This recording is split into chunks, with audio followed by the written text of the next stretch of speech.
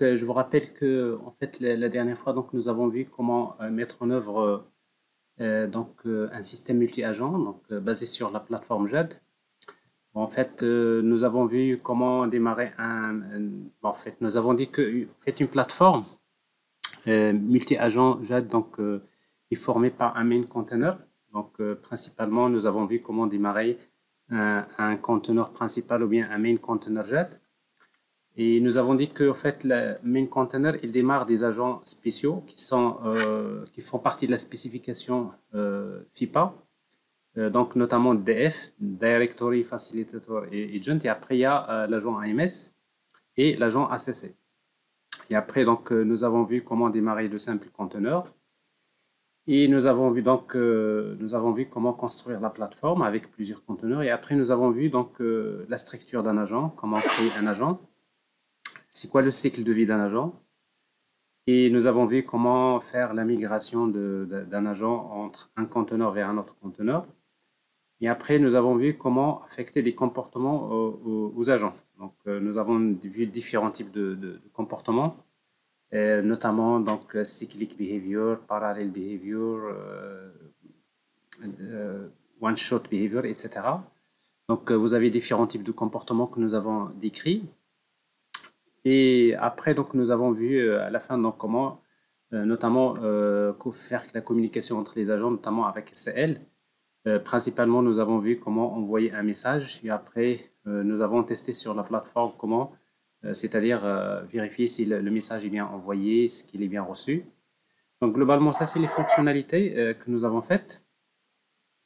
Alors, je reviens à l'application. Nous avons la dernière fois, nous avons créé un main container. Bon, je le rappelle, c'est ça. C'est comme ça qu'on démarre un main container. Alors, je vais le démarrer. Bon, nous avons également, ça c'est le main container qui démarre quelques agents, notamment l'agent AMS et l'agent DF. Donc ça c'est les agents spéciaux qui font partie de la spécification FIPA. Et après il y a l'agent RMA. Donc je disais l'agent RMA, lui, bon, c'est un agent qui pilote cette interface graphique. Donc c'est grâce à cet agent RMA qu'on peut communiquer avec les agents de la plateforme, etc. Donc tout ce qui est fourni. Mais en fait, ça c'est un agent JET, tout simplement, de cette interface graphique. Et après, un simple conteneur, nous avons vu également comment le démarrer. Il suffit de lui indiquer, alors un simple conteneur, il suffit de lui indiquer où se trouve le main container. Ça permet de se connecter au main container. Donc là, je suppose que je démarre un conteneur dans une machine. Donc là, j'ai main container qui est dans une machine, j'ai un container 1 qui est dans une autre machine, je peux le démarrer une deuxième fois, une troisième fois, etc. Donc je le démarre également. Donc ça, si j'ai un troisième conteneur. Et donc ça, c'est la première des choses qu'il faut savoir faire, c'est un peu ça. C'est d'abord comment construire une plateforme. Bon, une plateforme JET se compose principalement d'un main container et d'un ensemble de conteneurs. Alors c'est exactement ce que je viens de présenter ici. Donc vous avez un main container et un ensemble de conteneurs. Ça c'est la première des choses. Deuxième, c'est la notion d'agent. Alors nous avons dit qu'un agent, nous avons vu créer un agent qui s'appelle Consumer Agent. Cet agent Consumer, pour créer un agent, il suffit d'hériter de la classe Agent. On va voir, on peut également hériter de d'autres classes qui héritent de Agent également. Et on va redéfinir la méthode Setup. Alors, dans la méthode Setup, c'est là on affecte les comportements, les behaviors. Donc, nous avons vu comment le faire la dernière fois. Et également, nous avons vu comment, voilà. Donc, et après, on peut redéfinir des méthodes comme Before Move, c'est la méthode qui s'exécute juste avant migration. After moves, donc c'est la méthode qui s'exécute après migration vers un autre conteneur. Et après takedown, donc c'est la méthode qui s'exécute juste avant la destruction de l'agent. Pour ça, c'est quelques méthodes qui font partie du cycle de vie de l'agent. Et après, nous avons créé le conteneur consumer container dans lequel nous avons vu comment déployer un agent. Donc, pour déployer un agent, on va créer un objet de type agent controller. Et après, donc, on va spécifier tout simplement avec le conteneur. On fait appel à la méthode create new agent. On donne le nom à l'agent. On spécifie la classe de l'agent.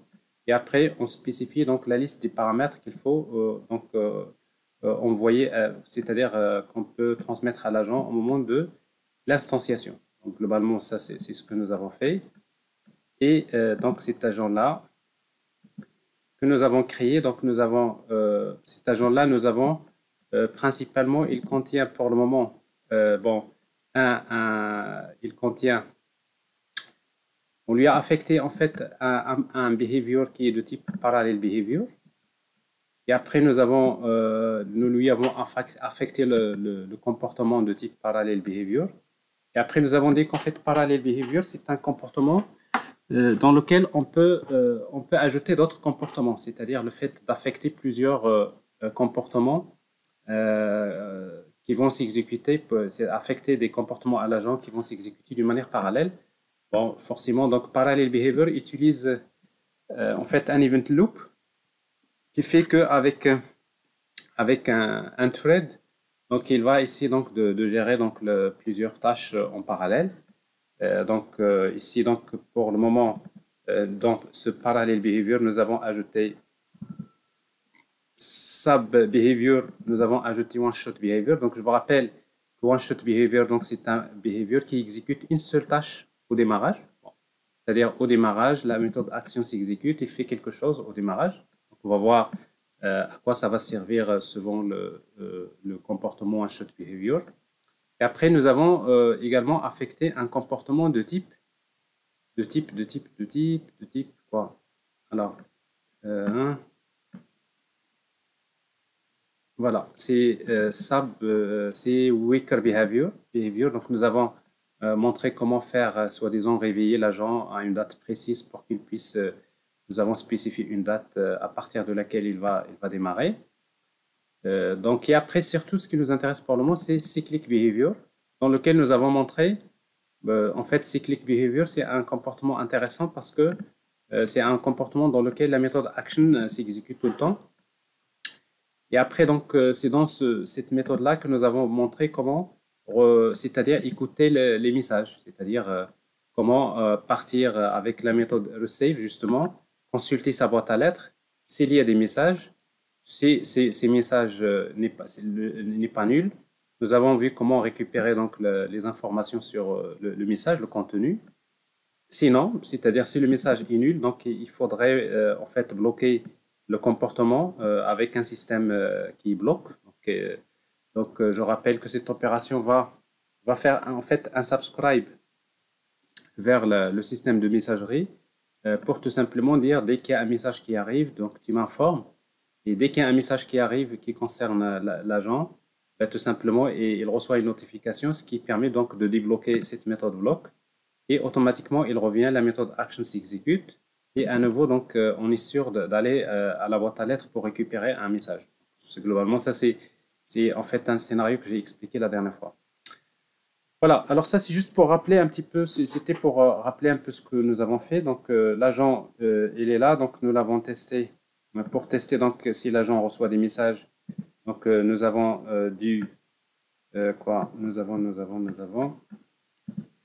voilà, avec directement avec l'agent RMA, c'est-à-dire à partir de l'interface graphique, je peux toujours.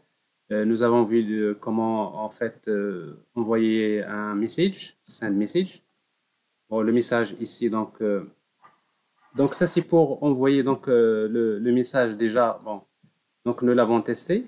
Donc chaque message, donc en principe, il a ce qu'on appelle un acte de communication, speech act. Alors ici, pour le moment, on attend que le message de type CFP. Bon. Ce qui fait que pour pouvoir recevoir le message, donc ici, donc call for proposer CFP, le contenu du message, la langue, etc., par exemple FR. Et voilà, donc nous avons en fait montré que voilà, là on reçoit le message et après les informations, il n'y a pas de problème. Et après, à la fin, donc, je vous ai montré comment, si vous voulez, surveiller l'interaction entre les agents, notamment avec, voilà, démarrer l'outil Start, donc sniffer. Donc, il faut sélectionner le main container, bien sûr, d'abord. Une fois que vous sélectionnez le main container, vous pouvez sniffer des agents. C'est-à-dire, vous pouvez surveiller des agents. Principalement ici, donc, je vais surveiller l'agent, par exemple, consumer, do sniff, et également RMA, do sniff. Alors ça, c'est juste si vous voulez voir un petit peu l'interaction entre les agents. Alors ici, donc, je renvoie sur la plateforme main container. Alors ici, ça c'est RMA. Voilà, ici. Donc j'envoie donc le message. Alors le message de type CFP. Test. FR. Et on voit bien donc ici à travers là, donc on voit donc l'interaction entre les agents. Je vois que l'agent consumer, il a envoyé un message, il est là. Si vous faites un double-clic, vous pouvez voir les caractéristiques du message. Ici, donc ça c'est la réponse. Donc, je vois bien que plutôt ça c'est le quoi ça. Alors ça c'est RMA, enfin ça c'est RMA qui envoie le message, bien sûr. Ici, c'est ça. C'est que ici, je suis dans cette interface là. On est bien d'accord? Alors, dans cette interface, il est représenté par quel agent? Par l'agent RMA. D'accord? Donc, quand je clique avec le bouton droit sur le consumer, je fais Send Agent, ce n'est pas l'agent consumer qui envoie le message. On est bien d'accord? C'est l'agent RMA, maintenant qui est en train d'envoyer un message vers qui? Vers consumer. Donc, c'est l'agent RMA, d'accord? C'est l'agent RMA qui envoie le message vers consumer. Et après, donc, ce message-là, une fois que vous l'envoyez, vous voyez, donc, on est bien d'accord, c'est RMA qui envoie le message.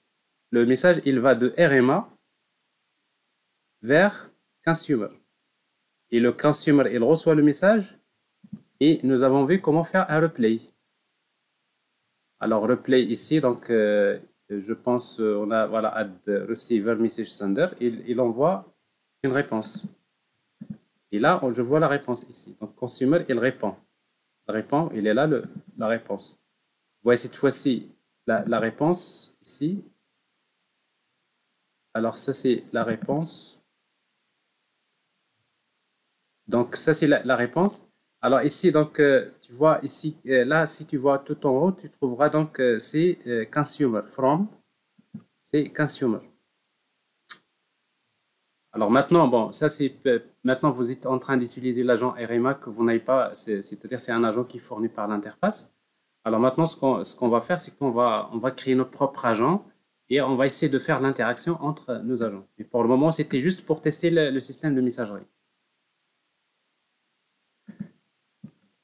Donc, est-ce que c'est clair? Donc, c'est-à-dire quand vous dites send message, maintenant, finalement, qu'est-ce qui a envoyé le message? Bon, en fait, c'est l'agent RMA qui se trouve dans main container qui envoie le message vers consumer agent. Et après, consumer agent, il répond RMA. Bon, c'est un peu le test que nous avons fait ici. OK? C'est clair? OK. Alors maintenant, on va essayer donc d'avancer. Alors pour avancer sur la partie, nous allons d'abord, on va essayer de créer une interface graphique pour. Donc on va créer une interface graphique pour notre agent consumer. Parce qu'en fait, l'agent consumer, donc l'agent consumer, en fait, ce qu'il va faire, c'est que lui, il va qu'est-ce qu'il va faire? Donc, l'agent consumer, il va tout simplement, il va demander à l'utilisateur de saisir le nom du livre à acheter, par exemple. Et après, quand on va cliquer sur le bouton, on va tout simplement envoyer un message vers l'agent qui permet d'acheter le livre. Donc, on va déjà compléter cet agent-là. Et après, donc, on va essayer de voir la suite. Donc, on va essayer un petit peu d'avancer sur le modèle.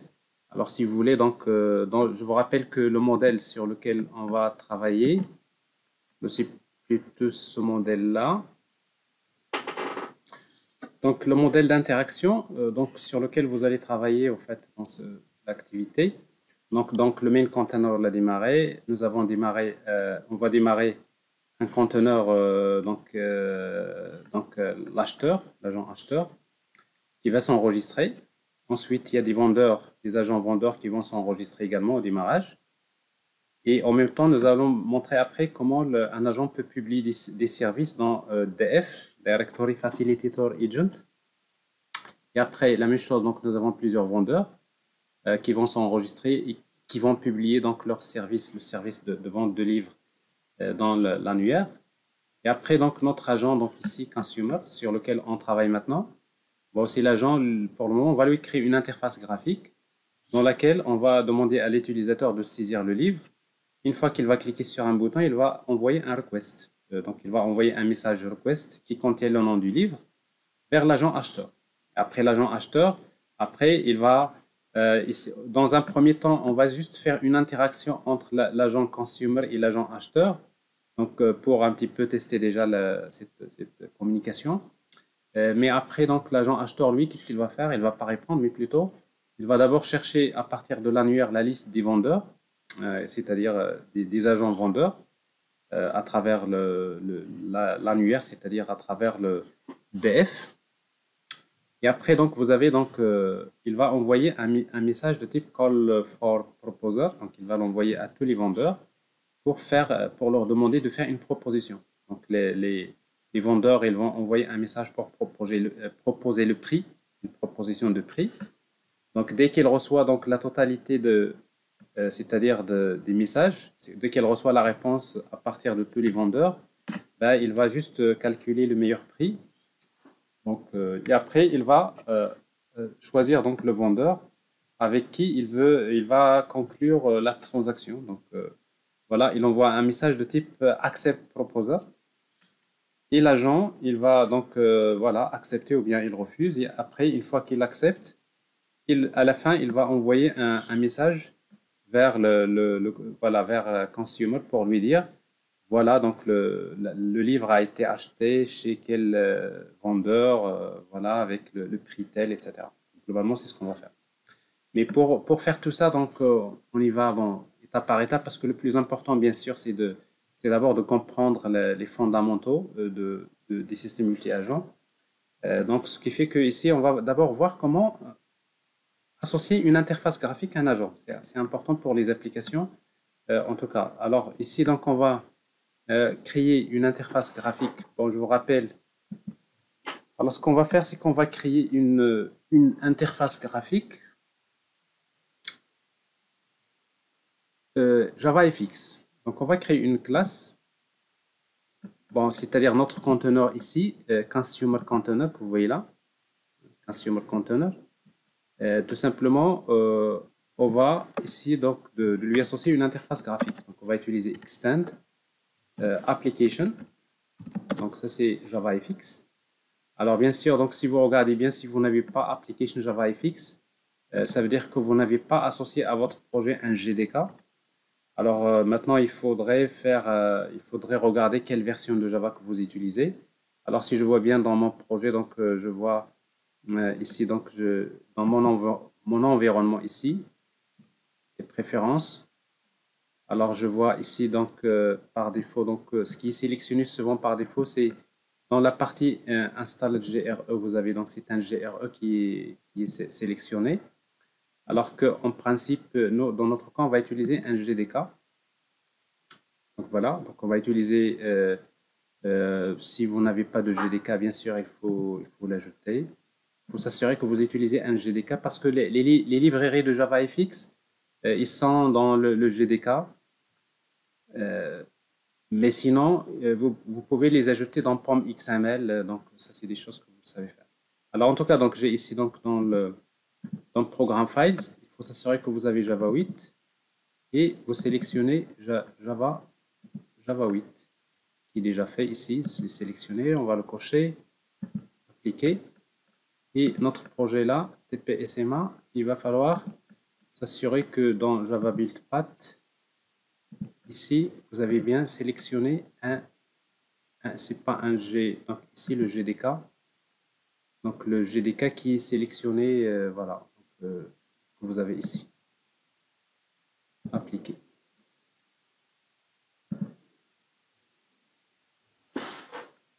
Alors ça c'est juste histoire de JavaFX. Donc sinon, en principe, maintenant vous pouvez trouver donc Extend Application. Donc ça c'est JavaFX.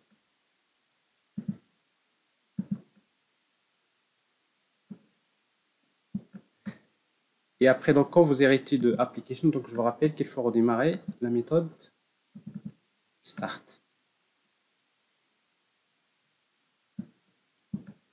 Alors, la méthode start, ici, ce qu'il va faire, va tout simplement, on va essayer, ce qu'on va faire, c'est que la méthode start, il va, si vous voulez, donc je vais créer une méthode ici, que je vais appeler une méthode privée private start container pour démarrer le conteneur.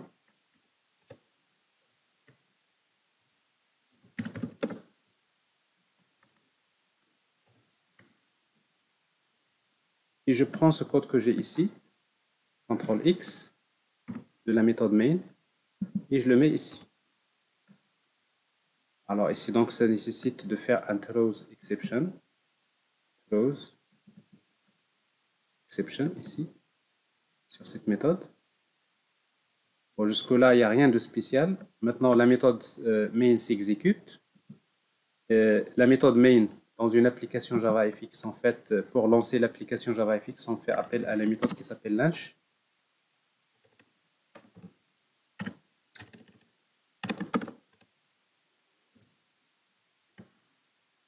Donc, on va lancer tout simplement la méthode launch, il transmet les arguments et automatiquement la méthode start s'exécute. C'est-à-dire, dans une application JavaFX, quand vous exécutez l'application, la méthode launch, il lance l'interface graphique, notamment la méthode start s'exécute. Et quand la méthode start s'exécute, tout simplement, je vais démarrer le conteneur. Donc, je peux utiliser ici start container. Bon, a priori, c'est-à-dire on est toujours dans la même logique de l'application. Ça, c'est un package que j'ai importé en plus, qui ne sert à rien pour le moment. Donc, si je démarre maintenant l'application, qu'est-ce qu'il fait? Donc, la méthode start s'exécute et start va exécuter start container et le conteneur va démarrer. Alors maintenant, ce qu'on va faire, on va essayer donc d'afficher quelque chose au niveau de l'interface graphique. On va voir un petit peu comment arranger les choses au fur et à mesure. Alors, donc si le conteneur est démarré, donc qu'est-ce que je vais faire? Donc je vais définir primary stage.setTitle. Alors le titre de la fenêtre c'est consumer.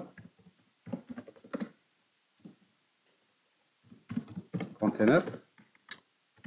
On va créer une scène pour afficher quelque chose. Une scène JavaFX égale new scène. Et notre scène, on va utiliser un border pan. Alors border pan égale new border pan. Ici donc la scène, il va utiliser border pan comme élément racine. Et la taille de la fenêtre de la scène, c'est 600 pixels x 400 par exemple. Et après donc primary stage.setScene, la scène qu'on va utiliser, c'est la scène. Et après, on va afficher primary stage.show. Alors ça, c'est basiquement une simple application JavaFX. Alors si je démarre l'application, donc il va falloir d'abord que, il faudra que alors si vous voulez, ce que je vais faire, c'est que je vais mettre ça en commentaire pour le moment. C'est-à-dire que je ne démarre pas le conteneur. Donc on va juste d'abord tester les éléments de l'interface graphique. C'est comme si je suis en train juste de rappeler un peu quelques concepts de base sur JavaFX. Donc, autrement dit, quand j'ai une application qui démarre, la méthode start s'exécute et la méthode start, qu'est-ce qu'il fait? Il m'affiche une petite fenêtre que je vais voir ici. Donc, run Java Application. Voilà, donc j'ai cette fenêtre. Alors maintenant, dans cette fenêtre-là, donc je vais ajouter des choses. Alors, je vais ajouter.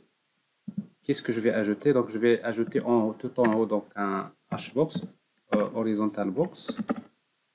Donc, hbox égale new hbox, dans lequel je vais mettre les éléments suivants. Un label pour saisir label JavaFX new label.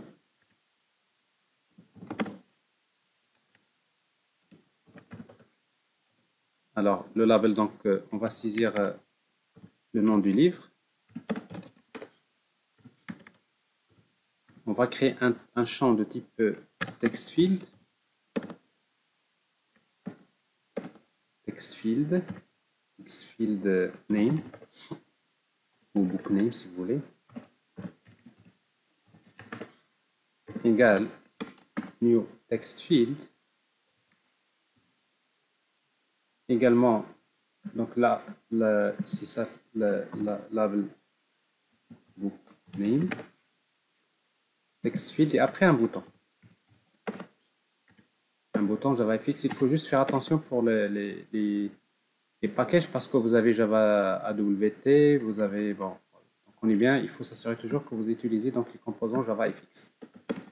Donc ça c'est bouton donc OK, égale plutôt by, OK, égale new bouton, OK. Alors, ces éléments-là, ces trois éléments, je vais les mettre à l'intérieur de hbox. Donc, je vais utiliser hbox 1. Donc, hbox 1, horizontal box 1, point get children, point add, je vais ajouter, ou bien add all, pour ajouter les éléments.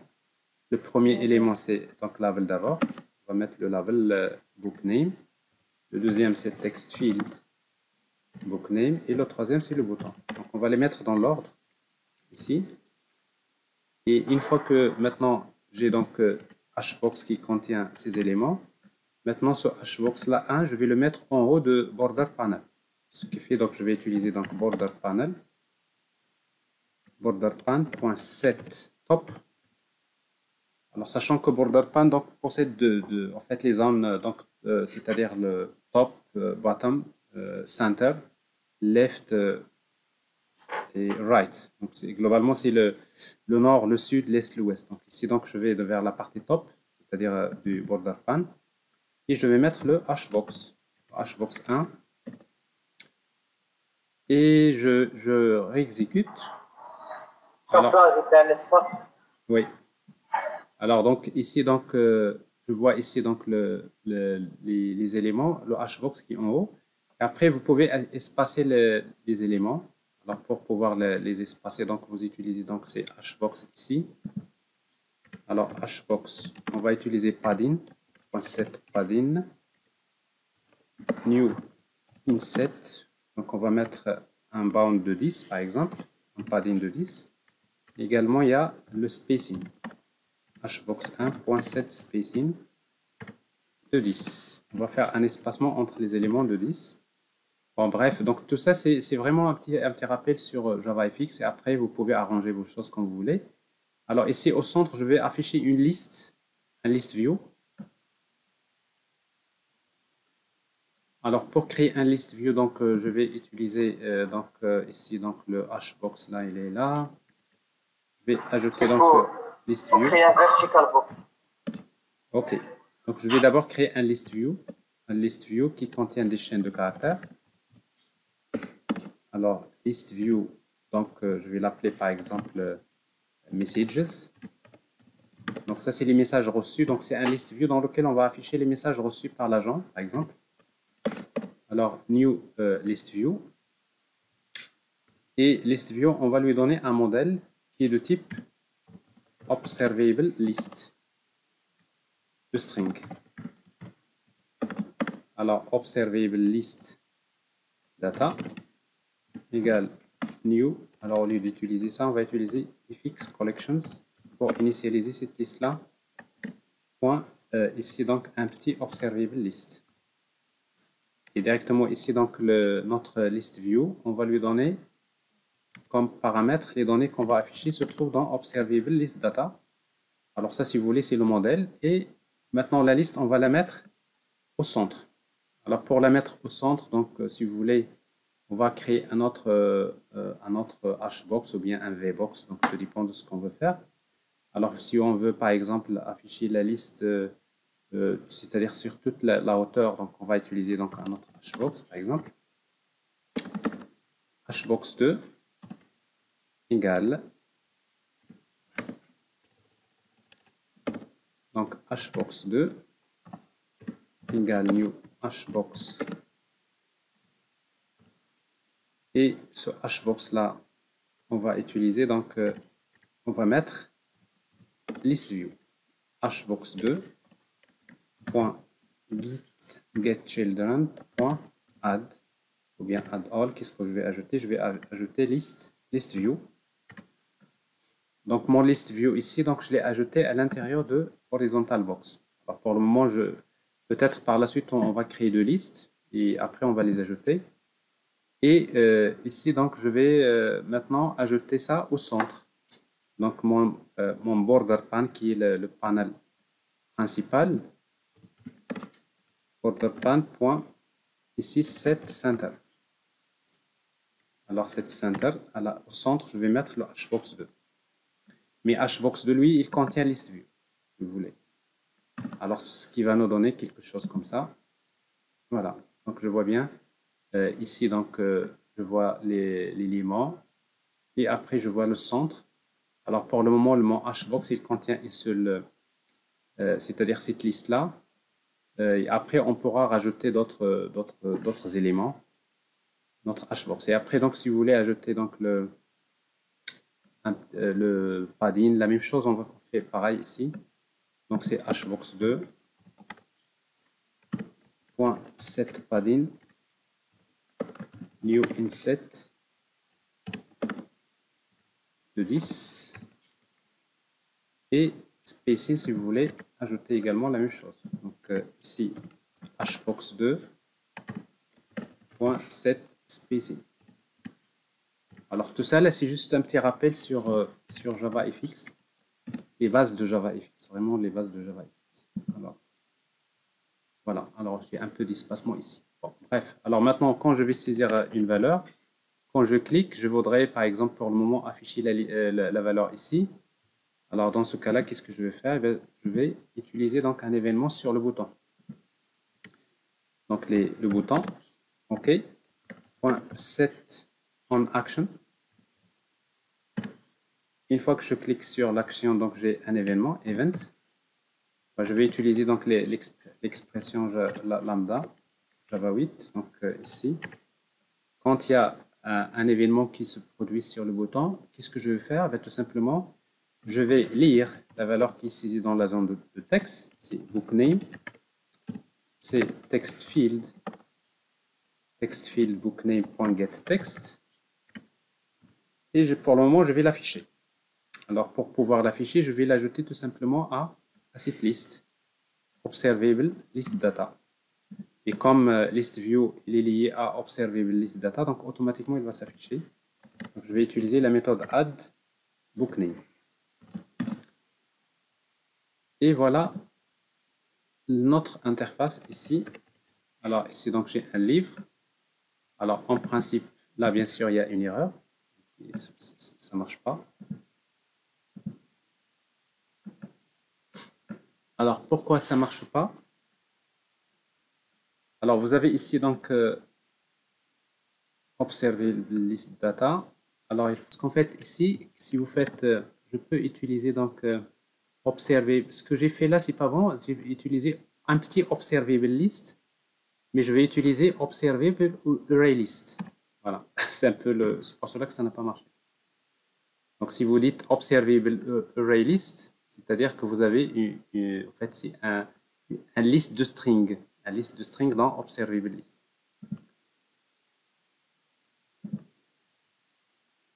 Alors en principe ça devrait marcher. Voilà.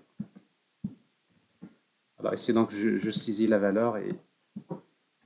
Alors, en tout cas, donc ça, c'est juste un petit démarrage pour ceux qui ont oublié un petit peu comment construire les interfaces graphiques JavaFX. C'est les bases vraiment de Java. Alors, donc, ici, donc, j'ai cette interface-là. Alors, maintenant, ce que je veux faire, c'est plutôt quand je prends donc, en principe, ce que je veux faire, c'est que quand je saisis un livre et quand je clique sur le bouton, donc, ce que je vais faire, je vais envoyer. Alors, pourquoi je vais arrêter. J'arrête tous les conteneurs.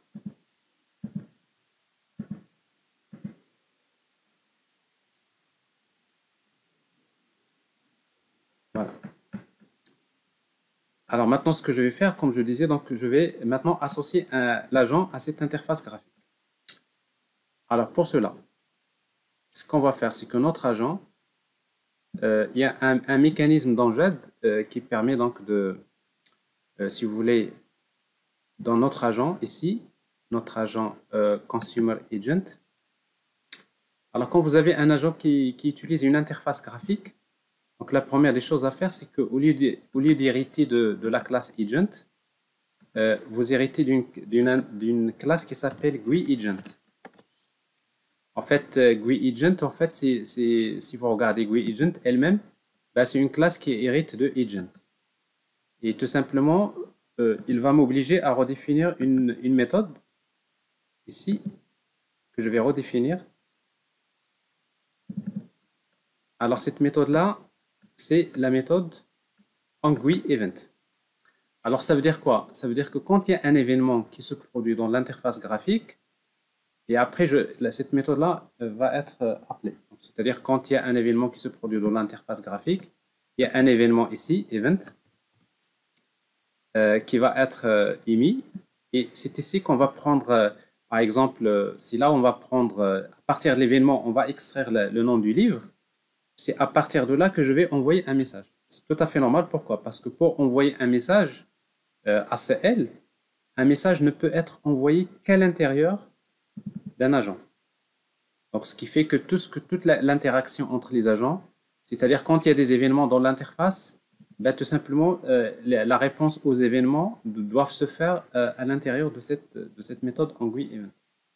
Alors, ça, c'est la première des choses. La deuxième des choses, c'est que maintenant, au moment du déploiement, ici, alors ici, donc, dans Consumer Agent, maintenant, nous allons déployer l'agent. Alors, pour pouvoir déployer l'agent, donc on va appeler d'abord start container. Alors, start container, donc il va démarrer le conteneur jet et il déploie l'agent. Alors maintenant, pour pouvoir tester notre événement, donc l'agent il est déployé. Mais maintenant, ce qu'il nous faut, c'est que nous avons besoin d'avoir une référence vers cet agent-là.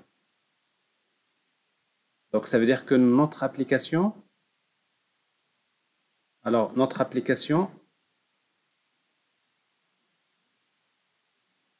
a besoin d'une référence, c'est-à-dire l'interface graphique a besoin d'une référence vers notre agent Consumer Agent. Alors, Consumer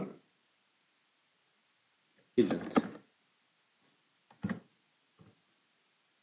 Alors, si vous voulez, je vais utiliser Protected pour ne pas être obligé de passer via les getters et setters. Donc, Consumer Agent. Et la même chose, en fait, si vous voulez, d'une manière générale, la relation entre l'interface graphique et l'agent, c'est une relation qui est bidirectionnelle. Ça veut dire quoi? Ça veut dire que l'interface graphique, soi-disant, a besoin d'une référence vers l'agent et l'agent a besoin d'une référence vers l'interface graphique. C'est-à-dire, ici, donc, Consumer Container. Alors, ce qu'il fait ici, dans l'agent, nous avons besoin d'une référence vers consumer container. Alors, consumer container. Après, on peut arranger tout ça.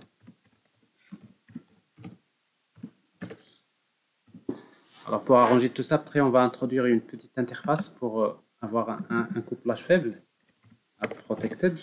Voilà. Alors, maintenant, ici, si vous voulez, c'est une manière de dire tout simplement, j'ai deux classes ici. J'ai la classe qui représente l'interface graphique, parce que ça, c'est une application JavaFX. Alors, l'application JavaFX, il est lié à un agent. Et l'agent également, il a une référence vers... Et l'agent, il a une référence vers l'interface. Alors maintenant, au moment du déploiement, où est-ce qu'on déploie? C'est ici. Alors quand on déploie l'agent, agent controller, on déploie l'agent consumer. Maintenant, on peut lui envoyer les paramètres. Alors c'est dans les paramètres qu'on va lui envoyer donc la référence vers... Donc ici, on a envoyé c'est-à-dire le livre XML. Mais cette fois-ci, je ne vais pas lui envoyer le livre XML parce que en fait, je vais lui envoyer tout simplement la référence vers 10. Alors, en fait, 10, c'est quoi? 10, ça veut dire cet objet-là. C'est-à-dire, c'est l'interface, la référence vers l'interface graphique. Alors, comme ça, l'agent, quand dans la méthode setup, on va vérifier s'il y a les arguments. Cette fois-ci, s'il y a un argument, ça doit être quoi? Ça doit être la référence vers cet objet-là. Donc ici, donc, je vais récupérer consumer container égale à quoi? C'est get arguments de 0, c'est-à-dire l'argument de 0. Mais ici, on va faire un cast. Ça, c'est du couplage fort. On va faire un cast vers consumer container. Alors, ça veut dire quoi? Ça veut dire qu'au moment de l'instanciation de l'agent, on va lui transmettre dans cette étape la référence vers l'interface. Donc, on va prendre d'abord, il va initialiser consumer container, c'est bien ce qu'il reçoit dans l'argument. Mais en même temps, on va profiter pour, je sais que dans consumer, ici, j'ai une référence vers consumer agent. Donc, c'est-à-dire ici, qu'est-ce que je vais faire? Eh bien, tout simplement, je vais faire consumer container point consumer agent égale tout simplement à l'agent. Et l'agent, c'est 10. Alors 10, c'est-à-dire c'est consumer agent. Alors si vous voulez, ça c'est vraiment en fait une façon de faire en fait une relation bidirectionnelle entre l'interface et l'agent. Alors, c'est exactement ce que vous voyez par exemple ici quand vous lancez donc main container. Consumer, d'accord. Non, consumer, d'accord, tout à fait. Mais c'est une variable locale. Tout à fait. Alors, ici, donc ça, c'est consumer agent. Alors, si vous voulez, on peut changer ici pour ne pas avoir de confusion. On va l'appeler consumer container. Plutôt controller.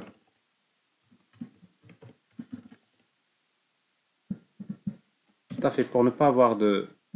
Et là, c'est consumer controller.start. Alors, parce qu'en fait, l'agent, c'est pas celui-là. C'est agent controller. Mais l'agent, lui, il est déployé par la méthode create new agent. Alors, ici, donc je répète. Donc, quand je démarre mon conteneur, le conteneur, il va créer un agent controller. Et une fois qu'il va déployer l'agent, il va lui transmettre un seul argument. C'est quoi l'argument? C'est 10. C'est quoi 10? Ben, c'est l'interface graphique. C'est le UI. Et après, l'agent, il sera déployé. Et quand l'agent sera déployé, la méthode setup s'exécute. La méthode setup, elle récupère le premier argument, c'est-à-dire la référence vers l'interface. On va la prendre, on va l'associer à cet objet-là. Et après, on fait l'inverse. C'est-à-dire, je vais accéder à l'attribut consumer agent de cette interface-là et je vais lui affecter quoi? 10. Et c'est quoi 10? Et bien, tout simplement, c'est l'agent. C'est consumer agent. Donc, ça veut dire que nous avons ici, comme si vous avez ici, dans cette interface-là, qu'est-ce que vous avez? Une interface graphique. Là, ça c'est l'interface graphique. Et vous avez l'agent RMA. Donc, en fait, l'agent RMA, il a une référence vers l'interface graphique. Parce que c'est normal, à un moment donné, quand il y a un message qui arrive vers l'agent RMA, il a besoin d'afficher ça dans l'interface graphique. Donc, l'agent a besoin d'une référence vers l'interface. Ça, c'est la première des choses. La deuxième des choses, c'est que l'interface, il a besoin d'une référence vers l'agent. C'est normal parce que quand on va saisir une valeur, on va cliquer sur un bouton, on va communiquer, on va demander à l'agent de faire quelque chose. C'est à peu près ça. C'est juste un modèle, on va dire classique. Alors, si vous avez ça, qu'est-ce qu'on peut faire maintenant? C'est-à-dire si vous avez associé l'agent à l'interface graphique. Alors, ce qu'on peut faire, c'est quand je clique sur le bouton maintenant, ici. Alors, quand je clique sur le bouton, maintenant, je ne vais pas afficher ça. Je récupère bookname. Et après, qu'est-ce que je vais faire? Je vais utiliser l'agent, c'est-à-dire consumer agent. D'accord? Consumer agent. Et j'appelle la méthode qui permet de traiter l'événement. Alors, si vous vous rappelez, consumer agent hérite de GUI agent et il redéfinit cette méthode-là, on GUI event. Donc, c'est-à-dire à chaque fois qu'il y a un événement, ben, tout simplement, je vais l'appeler on GUI event. Et après, je transmets l'événement. Alors maintenant, l'événement, GUI event, donc si vous regardez cette méthode-là, elle reçoit un paramètre de type GUI event. Donc, je vais créer un GUI event.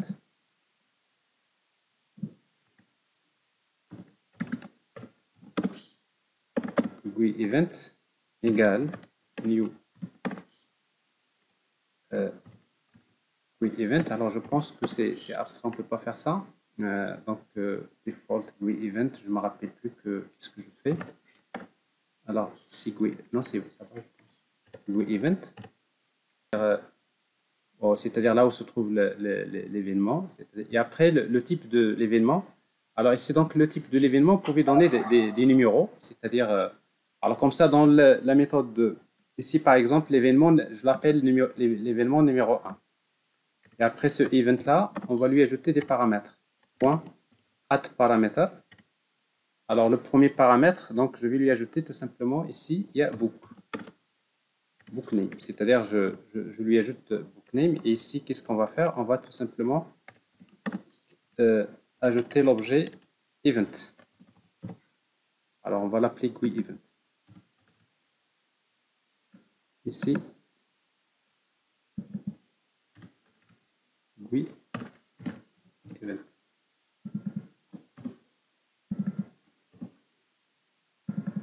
GUI event. Alors, c'est pas compliqué. Donc, quand je clique sur le bouton, je récupère le livre, je crée un GUI event.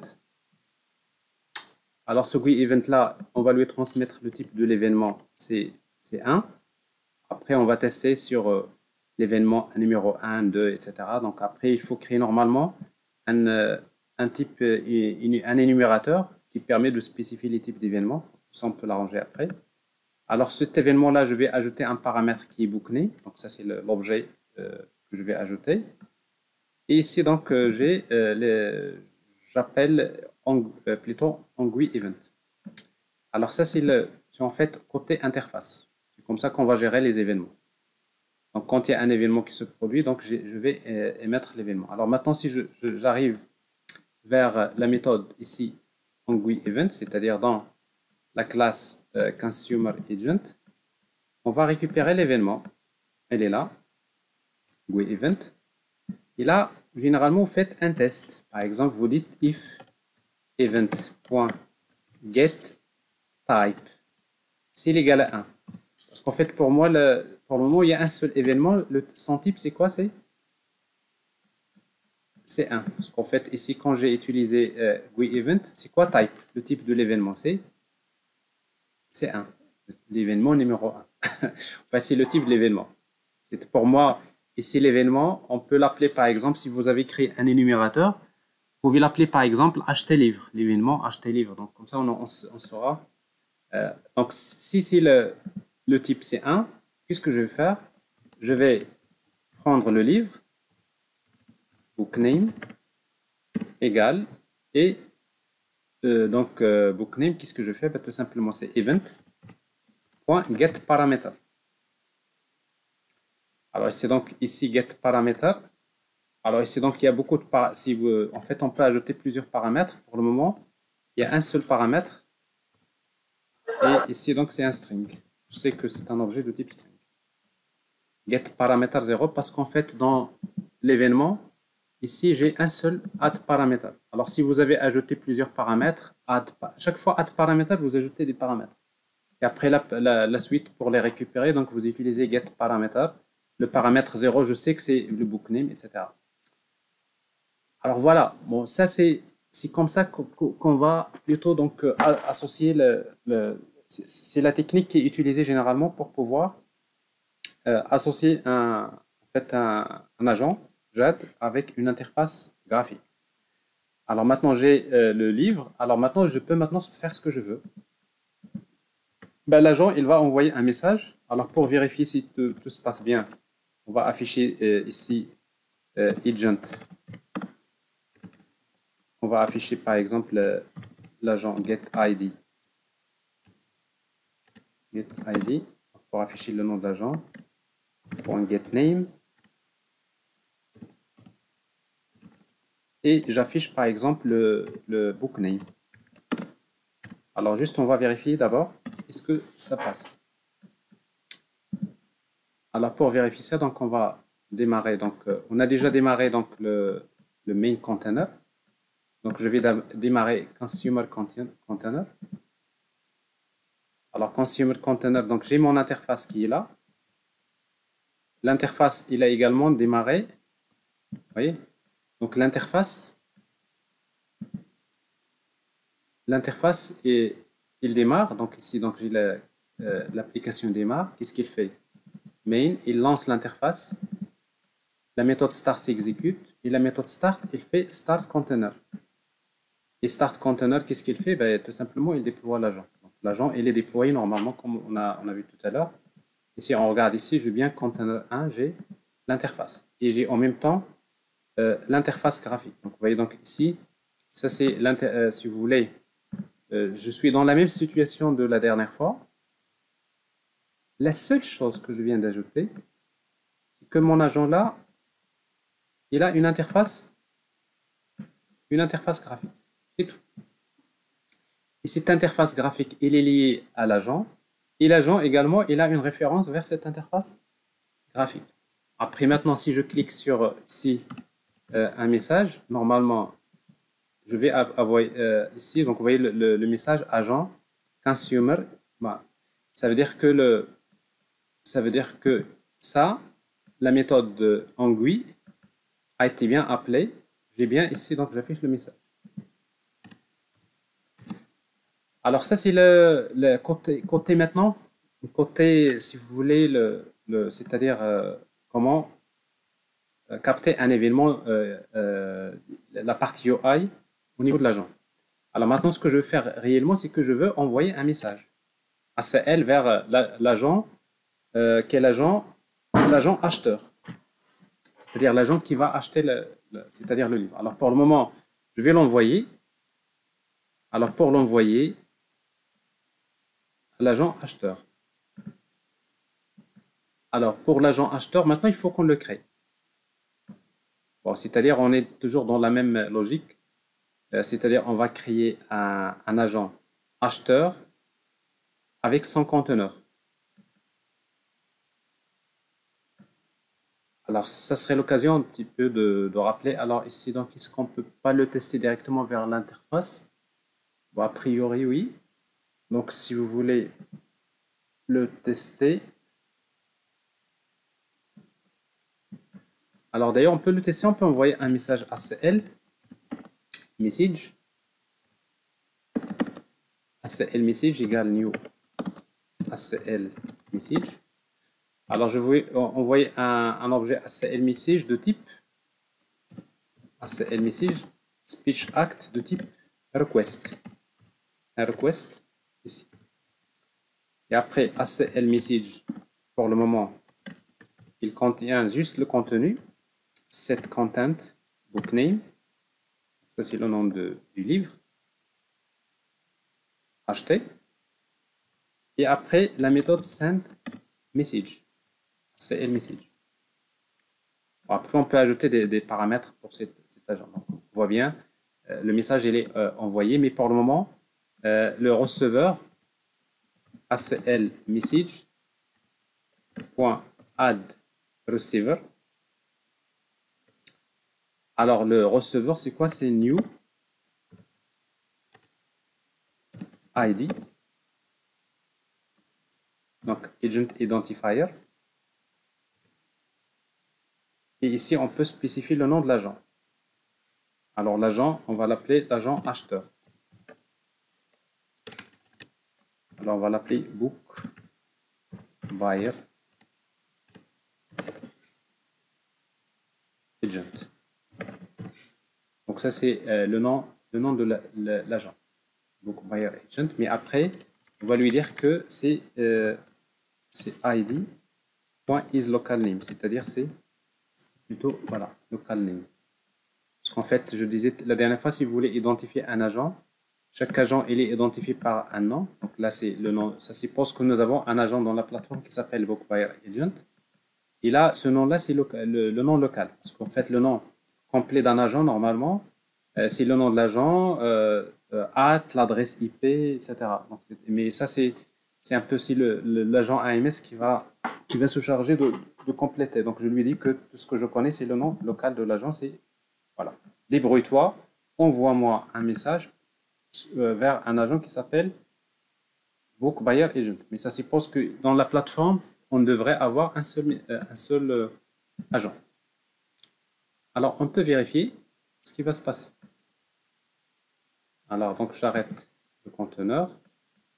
Ici, je vois bien la plateforme. Je démarre Consumer Agent.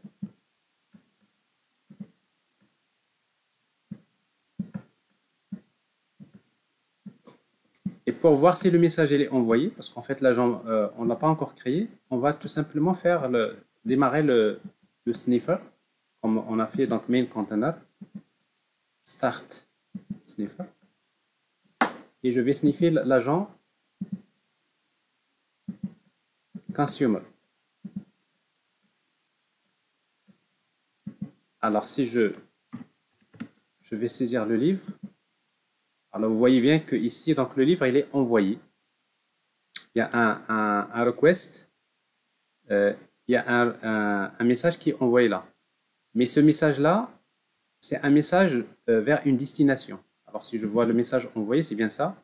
Je vois bien que j'ai envoyé un message XML. Mais ce message-là dans l'agent, c'est-à-dire le système de messagerie, il a répondu avec failure. C'est-à-dire, c'est normal, parce que vous avez envoyé un message vers un agent et le système de messagerie il vous dit qu'il n'y a, pour le moment, il n'y a aucun agent avec ce nom. Alors si vous regardez le replay, je vois ici donc ici vous avez un message d'erreur qui est envoyé par le système de messagerie. Voilà, il ne peut pas trouver un agent qui s'appelle Book Buyer Agent. Donc ça fait partie des spécifications de la FIPA. Donc vous envoyez un agent pour un agent qui n'existe pas. Sachez que si c'est-à-dire vous lisez les messages dans Consumer, donc vous allez recevoir ce message-là. Mais pour le moment, on n'a pas traité ce message. C'est-à-dire, il y a un message, mais je ne l'ai pas traité. Pas de problème. Alors ça, c'est pour l'envoi. Alors maintenant, pour pouvoir recevoir le message, ben, on va créer l'agent. On va faire le même travail pour l'agent acheteur. Alors pour créer donc l'agent acheteur, donc ça serait l'occasion donc de reprendre la même chose. Donc, je vais créer une classe. Je vais appeler Book Buyer Agent. Okay.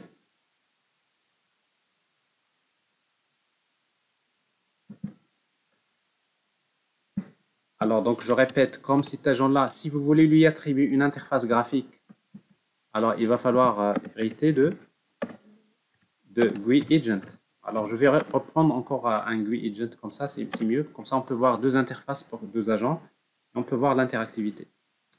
Et après, quand vous héritez de GUI agent, donc vous serez obligé de redéfinir la méthode en GUI. Et après, on va redéfinir la méthode setup. Et dans la méthode setup, on va essayer donc de lui affecter un comportement add behavior. Bon, déjà, si vous voulez, on va la même chose lui créer son interface graphique. Si vous voulez, je vais séparer ça dans deux packages. Donc ici, j'ai agent.buyer.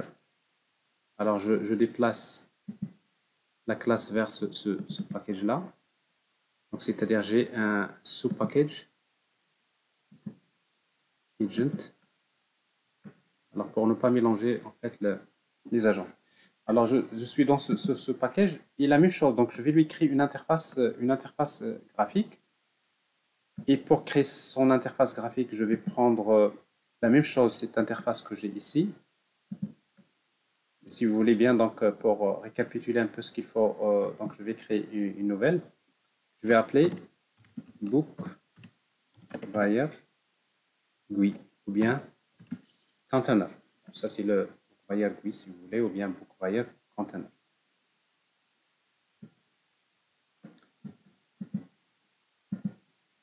Alors, si vous voulez que ce soit une interface graphique JavaFX, qu'est-ce qu'on va faire? On va faire la même technique. Extend quoi? Application JavaFX. Et JavaFX, il vous oblige de redéfinir la méthode. Alors, tout ce que je suis en train de reprendre, c'est presque une récapitulation de ce que j'ai montré la dernière fois. Donc, pour les gens qui ont du mal un peu à capter ce qu'on a fait tout à l'heure, donc je reprends la même chose. Donc ici, donc j'ai en fait géré de l'application JavaFX en start. Et dans la méthode, quelle méthode? Main.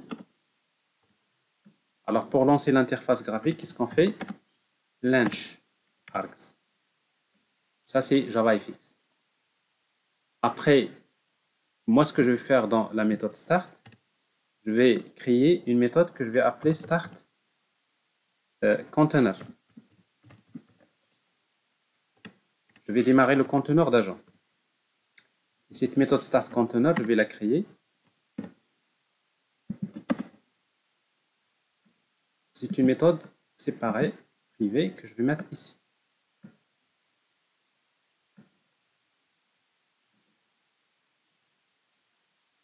Voilà. Alors maintenant, qu'est-ce qu'on va faire ici? Ben, tout simplement, on va dire tout simplement que là, je vais déclarer un objet de type l'agent. C'est quoi l'agent? Donc j'ai ici un agent, une classe book buyer agent. Il y a une référence vers buyer agent. Et là, dans le conteneur, on va démarrer le conteneur. Et pour démarrer le conteneur, je vous rappelle, il faut créer l'objet runtime de jet. Donc runtime. Donc runtime égale runtime.instance. Ensuite, il faut créer un profile implementation pour les paramètres. Profile implementation, ça c'est profile égale new profile. Mon IDE n'est pas très bon. Alors, pour quelqu'un qui a l'habitude de travailler avec IntelliJ, c'est beaucoup plus mais c'est mieux. Alors, en tout cas, alors profile implementation, donc c'est profile. Donc il y a un seul paramètre pour le moment, cet paramètre, c'est spécifier c'est-à-dire ce qu'on va spécifier, c'est où se trouve le main container. Donc dans ce cas-là, je vais utiliser la classe profile .mainHost. et main host se trouve en localhost. C'est le main container. Et après, donc, je vais créer un mail agent container de JAD Reaper. Donc, agent container égale c'est runtime.create agent container. Et je spécifie le profil. Et après, je vais déployer mon agent. Alors, pour déployer l'agent, je vais utiliser agent controller.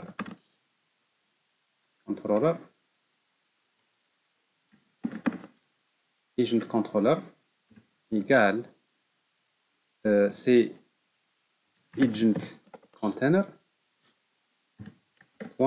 .create new agent. Je vais créer un agent. Et ici, mon agent, ici, le nom. Là, on va lui donner un nom. Alors, le nom, c'est ce que nous avons spécifié tout à l'heure dans le consumer, c'est ça. On va l'appeler book buyer agent. La classe de l'agent se trouve dans le package suivant, c'est agent buyer, book buyer agent. Ça, c'est le package. Ça, c'est le package et ça, c'est la classe.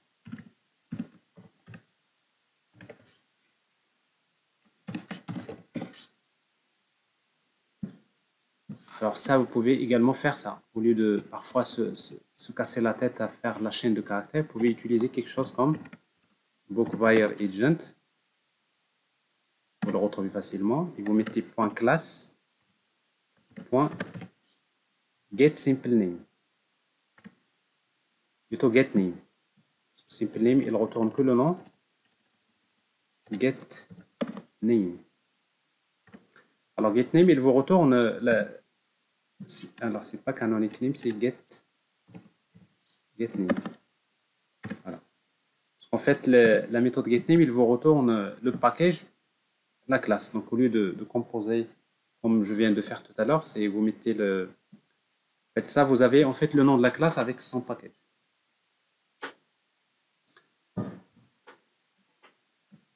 Et après, donc, vous avez les paramètres. Alors, quels sont les paramètres? Donc, c'est donc les paramètres qu'on va envoyer, c'est un objet de type object. Alors, ici, donc, je répète, donc le premier paramètre, c'est le premier paramètre, c'est le nom de l'agent. Le deuxième, plutôt ça c'est le nom. Ça c'est le nom de la classe. Et le troisième paramètre, c'est les paramètres de type object. Un tableau d'objets de type object. Et qu'est-ce qu'on va transmettre pour le moment? Je transmets que la référence vers 10, c'est-à-dire l'interface graphique. Alors forcément, il va me demander de faire un try catch. Donc je fais throws exception. Là, on a déjà ici la méthode de ici throws exception. Voilà. Et on démarre le contrôleur, c'est-à-dire agent controller .start. Donc je démarre l'agent, je déploie l'agent. Alors l'agent est déployé. Donc si l'agent est déployé, donc automatiquement la méthode setup va s'exécuter. Alors la méthode setup, on va récupérer les arguments. On va faire un test if getArgs.length c'est-à-dire le nombre d'arguments égal à 1. Ça suppose que nous avons envoyé un seul argument. Dans ce cas-là, maintenant, mon agent, il a une référence vers l'interface graphique. Et l'interface graphique, c'est Book Buyer Agent. Alors, si vous voulez, vous pouvez l'appeler ici GUI. Ce qui m'intéresse ici, c'est l'interface. Et l'interface de... C'est pas agent, ici c'est Book Buyer Protected. Alors ici, donc, je vais dire que à quoi est égal GUI. Ben, GUI, c'est tout simplement, c'est get arguments, comme tout à l'heure. Get arguments. de 0.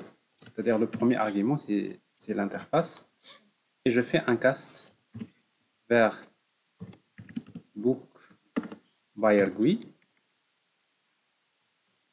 Et en même temps, je profite pour faire une association bidirectionnelle. C'est-à-dire, je sais que mon interface, il a besoin de connaître la référence vers l'agent. Et pour avoir la référence vers l'agent, je vais utiliser GUI. L'attribut s'appelle... alors, l'attribut, comment il s'appelle déjà? Alors, book buyer agent, ici.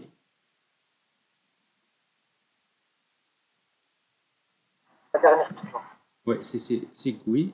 Alors, je suis donc... ça, c'est le... Voilà. C'est book buyer agent, voilà. Alors, il est privé, donc je ne peux pas y accéder. Donc, c'est pour cela que je vais utiliser protected.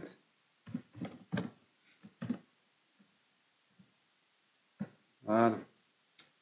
Alors, GUI.bookBuyerAgent égale à 10. Alors, toujours, ça, c'est la technique de base. Comment associer l'interface, la partie UI, avec l'agent, avec une association qui est bidirectionnelle. Bidirectionnelle, ça veut dire que l'agent peut contacter l'interface graphique et l'interface graphique peut faire appel à l'agent. C'est ça l'objectif principal. Alors ça c'est pour donc notre agent. Alors maintenant, une fois que donc j'ai récupéré les paramètres, maintenant je vais lui affecter un comportement. Add behavior. Alors pour le moment, donc on va créer un comportement. Cet agent normalement acheteur, on va lui attribuer plusieurs comportements. Donc la meilleure façon c'est de créer un parallèle behavior comme la dernière fois. Donc parallèle behavior égale new parallel behavior. Et dans parallel behavior, donc on va l'ajouter ici. Parallel behavior. On va lui affecter ce comportement. Et après, sur parallel behavior, on va rattacher les sub behaviors. C'est-à-dire les autres comportements. Pour le moment, on va utiliser new cyclic behavior. Alors, je vous rappelle que cyclic behavior, c'est un behavior dans lequel on redéfinit la méthode action. Alors, la méthode action. Alors, la méthode action, en fait, qu'est-ce qu'on va faire? Alors, il va attendre des messages. Donc, c'est-à-dire, on va faire comme on avait. Il va essayer de lire, récupérer un message ACL message. Donc, ACL message égale à quoi? C'est receive. Donc, il va consulter sa boîte. À chaque fois, dans la méthode action, il va consulter sa boîte à lettres s'il y a un message.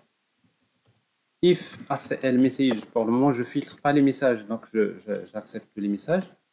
S'il est différent de nul,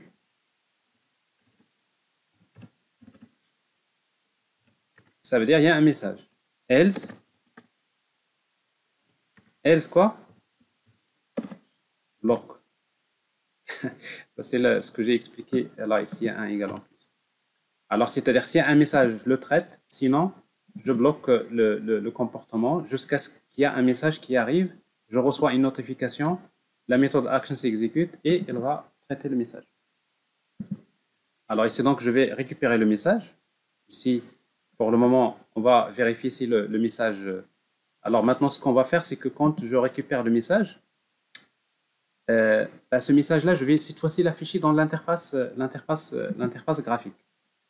Bon, on va l'afficher dans l'interface graphique. Ça veut dire que dans l'interface graphique ici, on va ajouter une liste.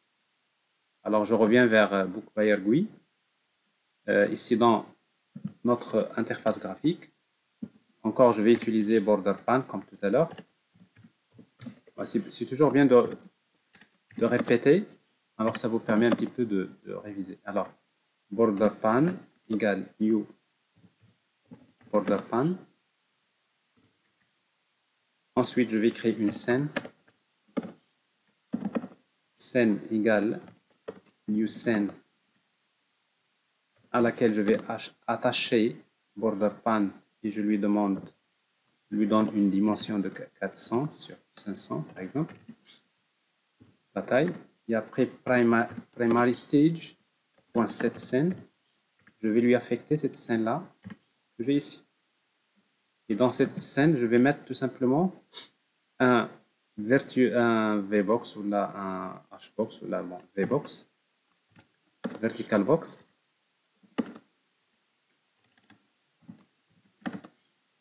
Égale new VBox. Alors sur ce VBox là, on va mettre cette padding,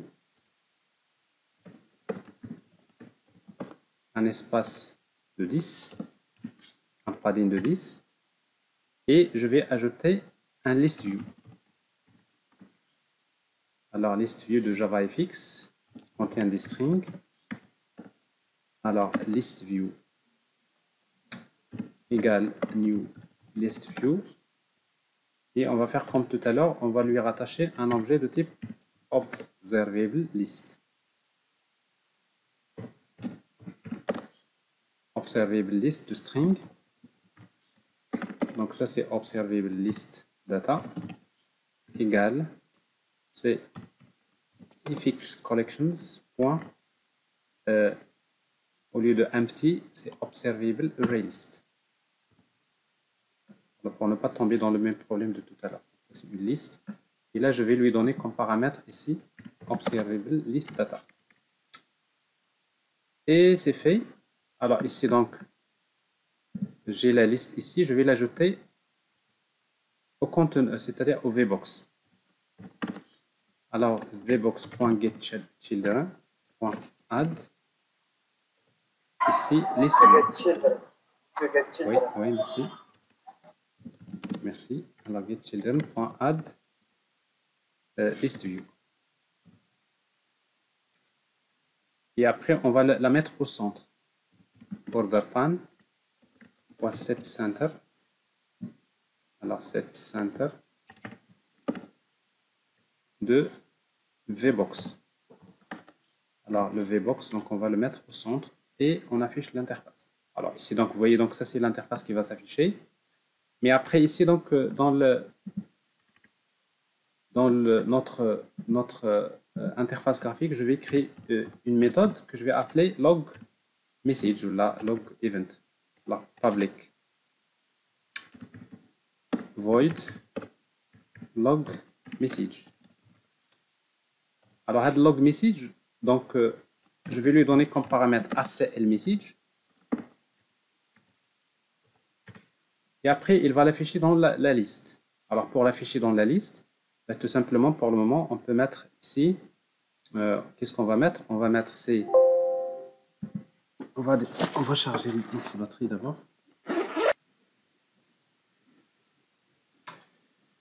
Voilà.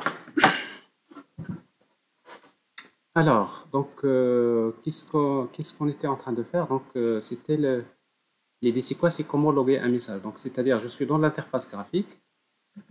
Bon, l'interface graphique, il va afficher l'interface, il démarre le conteneur, mais en même temps, l'agent, à chaque fois qu'il veut loguer quelque chose dans l'interface, il n'a qu'à faire appel à cette méthode, donc, message. Alors, cette méthode, qu'est-ce qu'il va faire pour le moment? On va afficher un message dans la list view. Alors dans ce cas-là, donc notre list view, donc on a besoin que ce soit un attribut global. List view que vous voyez là, donc on va le déclarer ici. Alors protected list view, le string list view. Si vous voulez, notre list view, c'est la console. C'est list view tout court. List view messages. C'est pour afficher les messages reçus par l'agent. Comme ça, on peut voir ce qui se passe. Alors ici, donc, je ne vais pas le déclarer ici. Donc, je vais utiliser directement ici list view messages. Donc, c'est-à-dire, il s'agit bien de cette liste-là. Et ici, donc, c'est list view messages. Comme ça, directement ici, donc, je peux utiliser list. D'ailleurs, ce n'est pas list view qui nous intéresse. Plutôt, c'est observable list. Donc, c'est observable list parce que c'est là on va ajouter les messages. Je fais protected observable list, le string observable list data. Donc c'est une variable globale.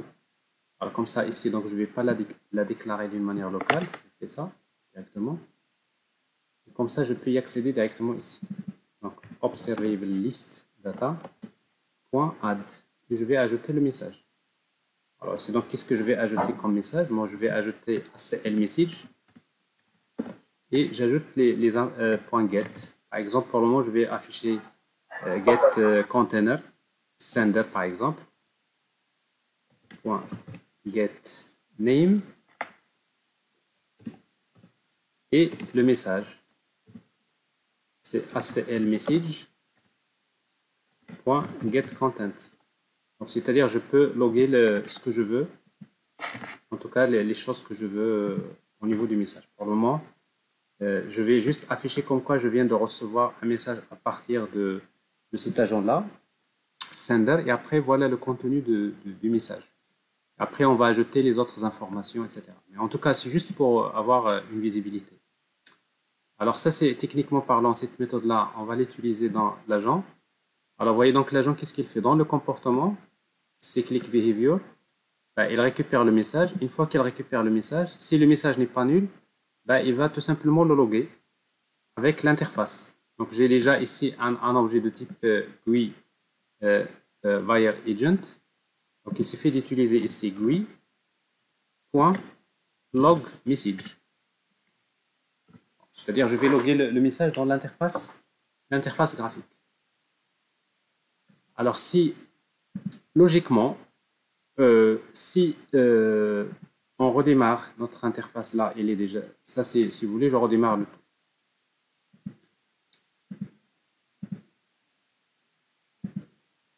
Alors, on commence par démarrer main container. Elle est là. On commence par démarrer, ensuite on démarre consumer container. Il a son interface qui est là. Et on va démarrer ce conteneur-là, book buyer GUI. Et voilà, c'est un conteneur également. Run as Java application. Qui est également démarré. Alors, on peut vérifier dans notre main container comme quoi nous avons bien les deux conteneurs qui sont démarrés. Nous avons consumer qui est déployé et book buyer qui est déployé. Nous avons les deux interfaces. Alors, ça, c'est l'interface de l'agent consumer. Et je devrais avoir l'interface. Notre interface n'est pas affichée. Alors, pourquoi elle n'est pas affichée? Parce qu'on a oublié. Oui, il y a une erreur, tout à fait. Merci de l'avoir constaté. Alors, il y a erreur. Alors, ici, sur book buyer GUI. Alors, en fait, il n'y a pas d'erreur, mais plutôt, donc, il y a quelque chose qu'on n'a pas démarré. Donc, tout marche bien, mais sauf qu'on n'a pas utilisé show, tout simplement. Alors, primary stage.show. Alors, je vais l'arrêter et je le redémarre. Et je vois bien son interface graphique. Alors, je me retrouve dans la situation suivante. Donc, j'ai deux agents. Donc, ça, c'est... Après, on va afficher le titre ici. Donc, ça, c'est l'agent Book Buyer Agent. Et ça, c'est Consumer Agent. Alors, Consumer Agent, il va demander... Normalement, quand on clique sur le bouton, qu'est-ce qu'on fait? On envoie un message vers Book Buyer Agent. Et si Book Buyer Agent reçoit le message, il devrait s'afficher ici. Alors, vous voyez, donc là, ça marche. Donc, je vois bien que j'ai reçu Book Buyer Agent. Il indique comme quoi il a reçu un message à partir de Consumer et comme quoi le contenu, c'est quoi? C'est XML. Alors, Java. Et donc, ça tient. Oracle. Voilà. Spring. Alors, maintenant, on voit bien que notre communication se fait. Il y a un petit message d'exception que vous voyez dans l'interface ici, même si ça marche. Il y a en fait un petit problème que vous allez souvent rencontrer, ce message-là. En fait, ce message-là, c'est une exception qui indique quoi en fait? Qui indique que nous sommes en train ici, dans log message, En fait, log message, parce qu'il ne faut pas oublier que log message, normalement, il est appelé par l'agent. Et l'agent, normalement, il possède son propre thread. Un thread, c'est-à-dire ici, donc, je suis dans bookbuyer agent, parce que c'est bookbuyer agent qui appelle log message. Ça veut dire que log message, il s'exécute à l'intérieur du thread de l'agent. Alors que les interfaces graphiques GUI, alors là, vous manipulez un objet de l'UI, mais c'est un objet qui est normalement géré par le thread de l'interface graphique.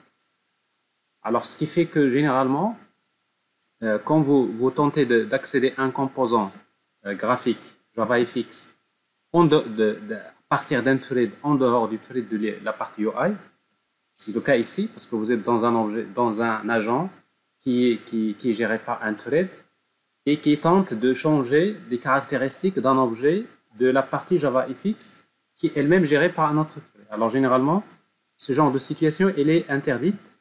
C'est pour cela qu'il vous affiche ici, il vous dit not on FX thread. Voilà. C'est-à-dire, il vous dit que vous êtes en train de manipuler l'objet ici. Il vous dit que vous êtes en train de manipuler ici un objet observable data qui est un JavaFX composant à partir d'un thread qui n'est pas à partir d'un thread qui n'est pas le main, plutôt le thread de JavaFX. Alors comment pour ne pas avoir le problème? Généralement dans JavaFX on fait quelque chose comme je me rappelle bien, donc on va utiliser run, il y a une méthode qui s'appelle run later. Run. Alors c'est platform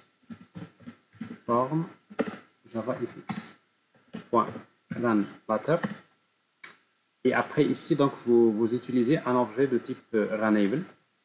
Donc c'est-à-dire normalement vous pouvez y mettre new runnable, ce qui va vous obliger de redéfinir la méthode de run ici. Pour ne pas utiliser la syntaxe new runnable, on va utiliser la syntaxe plutôt Java 8, c'est-à-dire entre parenthèses, et vous mettez directement une expression lambda comme ça. Et ce code-là, vous le mettez à l'intérieur. Bon, ça c'est... Alors ça, c'est pas une erreur fatale, mais c'est une exception que vous allez beaucoup voir dans JavaFX. Si jamais vous avez cette exception-là, pour pouvoir résoudre ce problème, votre code qui provoque cette erreur-là, bah, tout simplement, vous le mettez à l'intérieur de ce bloc. Alors, dans ce cas-là, donc, en principe, donc, nous avons vu donc, comment... Alors, ici, donc, je vais redémarrer. Main container. Ça, c'est fait. Je démarre consumer container avec son interface graphique. Et je démarre ici donc bookbuyer GUI. Alors là, je vais juste lui attribuer le titre avant de démarrer. Set title, primary stage. Set title. Ici, c'est bookbuyer GUI.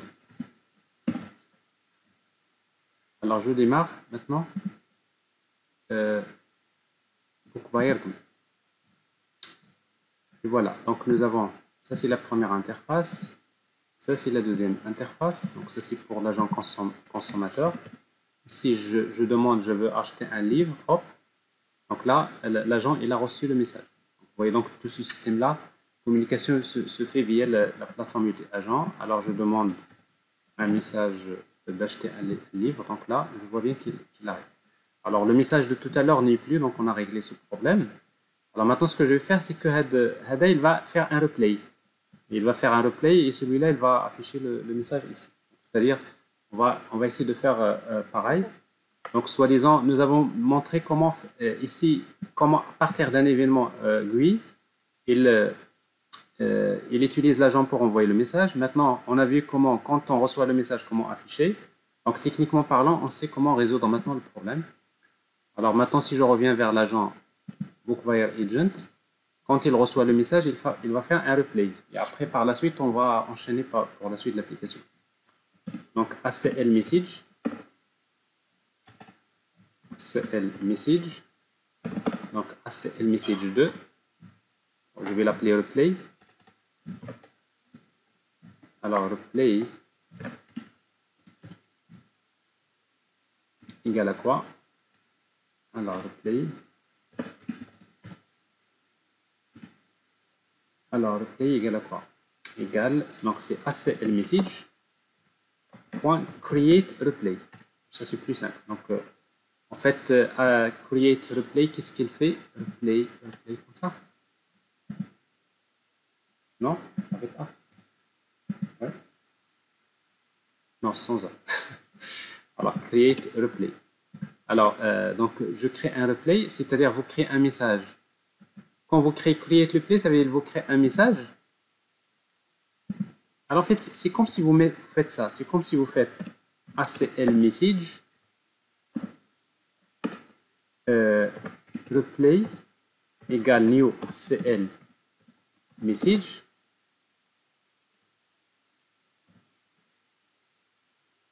Bien sûr, il faut lui donner donc c'est-à-dire ACL message point. On va utiliser donc le speech act. Donc on va utiliser par exemple inform par exemple.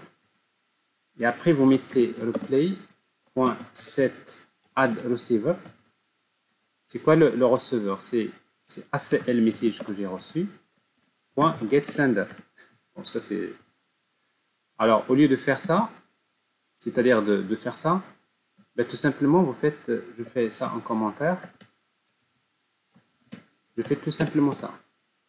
Alors, parce que quand vous créez un ACL message avec create replay, qu'est-ce qu'il fait? Donc automatiquement, c'est le receiver, c'est le sender. Donc il fait cette opération-là. Donc c'est-à-dire je vais répondre au même sender, c'est la même chose.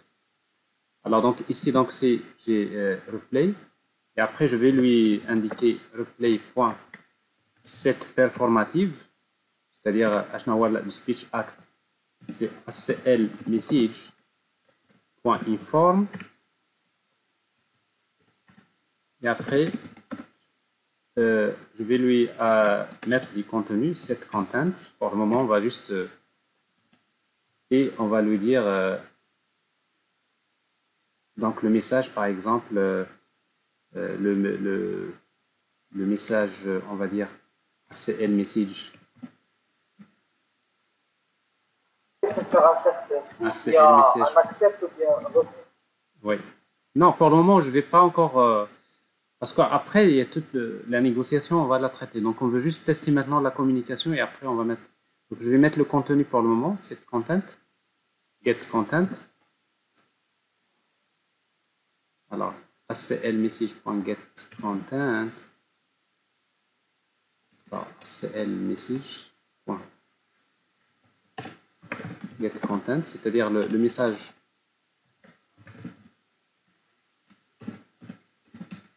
Get content et donc on va lui dire trying to buy par exemple.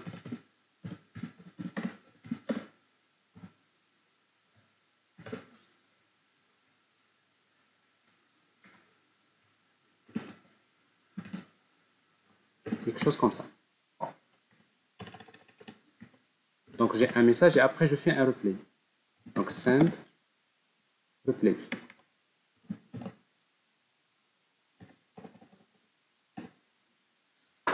Voilà, donc ici donc vous avez le replay qui est envoyé vers le message. Alors maintenant, si on revient vers Consumer Agent, nous avons vu que dans le Consumer Agent, vous avez également un comportement. Lui, qu'est-ce qu'il fait? Bah là, on va changer parce que notre Consumer Agent, il a un cyclic behavior. Si vous vous rappelez, la dernière fois, on a un peu fait un filtrage avec message template. Donc, je dis que je ne reçois que les messages de type CFP. Mais là, en principe, on va désactiver add template pour le moment. C'est-à-dire, je reçois tous les messages. C'est-à-dire, c'est une manière un petit peu d'ignorer cette condition. Parce qu'en fait, sinon, il faut spécifier vous attendez quel message, mais pour le moment, on va pas détailler ça, mais ça, c'est ce qui va être complété après. Donc, je reçois le message. Une fois que je reçois le message, bah, au lieu de l'afficher ici, donc je vais le loguer dans l'interface. Et pour le loguer dans l'interface, on va faire comme on a fait avec ça. C'est-à-dire dans l'interface GUI, nous avons ajouté une méthode comme celle-là. CTRL-C. Oui.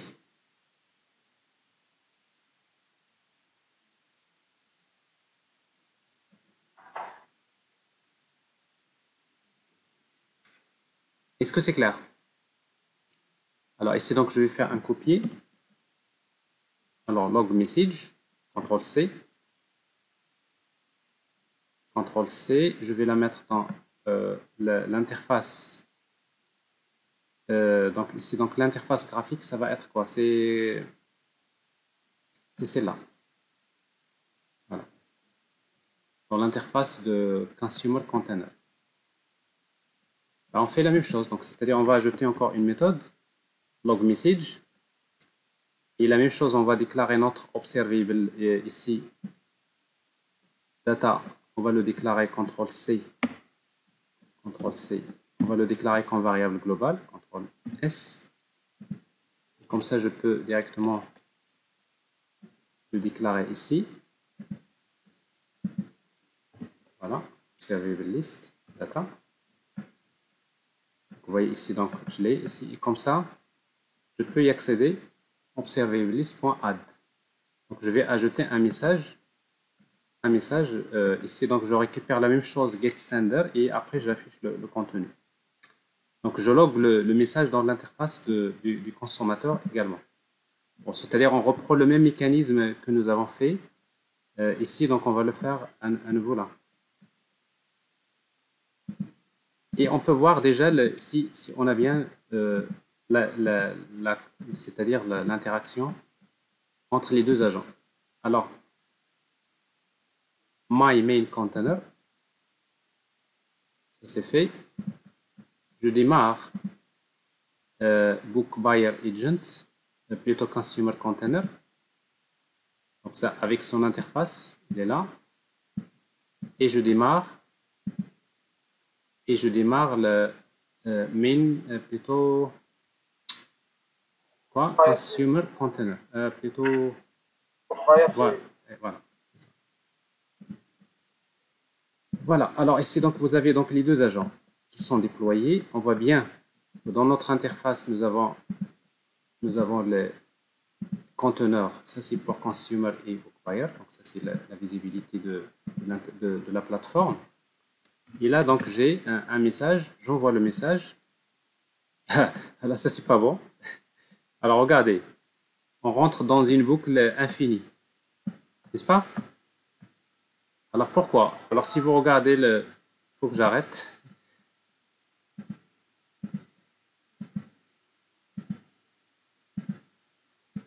Il faut que j'arrête. Pourquoi? Parce qu'en fait, l'agent Consumer Agent, vous voyez, donc, il fait lui-même un replay. Bon, c'est-à-dire, il envoie le message, l'autre, il fait un replay. Donc, vous voyez, donc, on a tout. C'est-à-dire, vous avez des messages mutuels qui s'affichent. Donc, ici, il y a un petit problème. Donc, ici, donc, je ne fais pas un replay, ici. Et par contre, je vais mettre tout ça en commentaire. Je ne fais pas un replay. Donc, je vais mettre ça en commentaire. Add block comment. Mais par contre, je vais loguer. Ce que j'ai oublié, c'est de loguer. Donc, c'est-à-dire, mon interface ici, Consumer Container. Si vous voulez, dans notre cas, c'est l'interface GUI. On va loguer le message.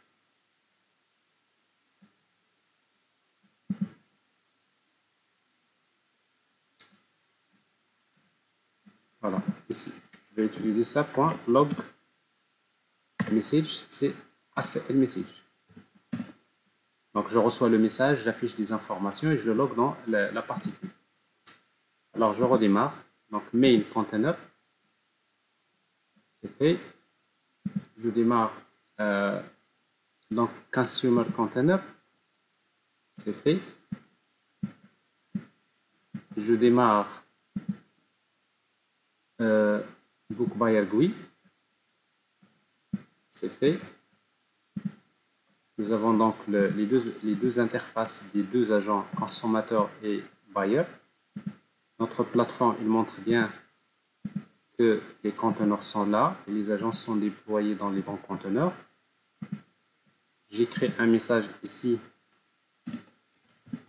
par exemple Spring. Ben voilà. Là, lui, il reçoit le message from consumer. Voilà le contenu. Il répond. Vous voyez ici, book buyer, il répond avec trying to buy Spring. C'est-à-dire, il est en train d'essayer d'acheter. Il l'informe comme quoi il est en train. Et après, lui, il va rentrer en négociation maintenant avec les vendeurs. Donc, ça, c'est la partie suivante. Alors, pour ne pas avoir, si vous voulez, donc, du moment qu'on n'a pas besoin de cet espace-là, donc, je vous. Qu'est-ce qu'on va faire? On va mettre. Ce qu'on peut faire, c'est au lieu d'utiliser. On peut paramétrer ça. Dans l'interface graphique, ici,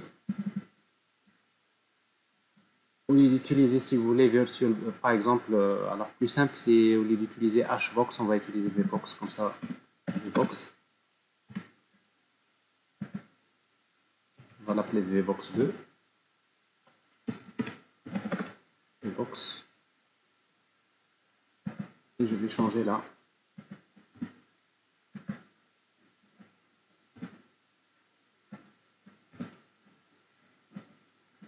Vbox.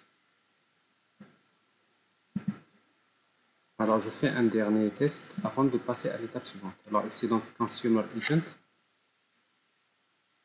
Main Container, d'abord. Ensuite, Consumer Agent, Container. Et ensuite, Book Buyer. Et on a les deux interfaces comme ça. Ici, donc, je demande un message Spring. Voilà, le message arrive là.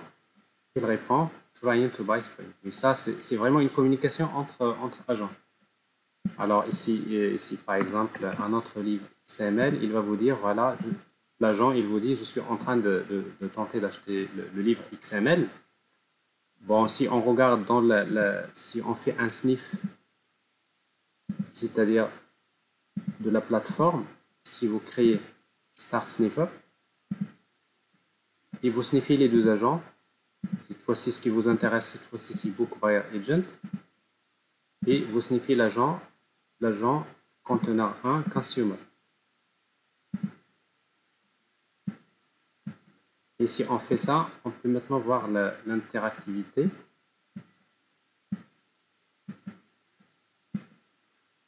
Comme ça. Alors ici, donc, je vois un livre Spring, Java.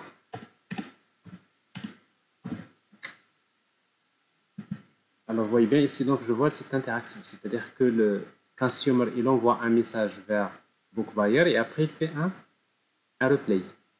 Donc, ici, donc, je vois le message. Ça, c'est le contenu. Et je vois la réponse ici, c'est également le contenu.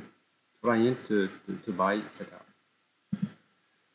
Bon, donc ça, c'est le système de messagerie. Donc, bon. Avec ça, déjà, vous voyez, vous pouvez faire une application, par exemple, de chat ou une application basée sur les agents qui communiquent, qui se parlent, qui échangent des messages. Mais maintenant, ce qui reste, c'est l'agent, qu'est-ce qu'il va faire? Il va tenter donc d'acheter un livre. Donc, maintenant, c'est l'étape qui viendra. Mais avant de passer à l'étape suivante, donc, je préfère que vous vous arrêtiez sur cette partie-là. Pour d'abord maîtriser cet aspect. Parce qu'après, par la suite, ce qui viendra, c'est juste, en fait, on est déjà 31. Alors, le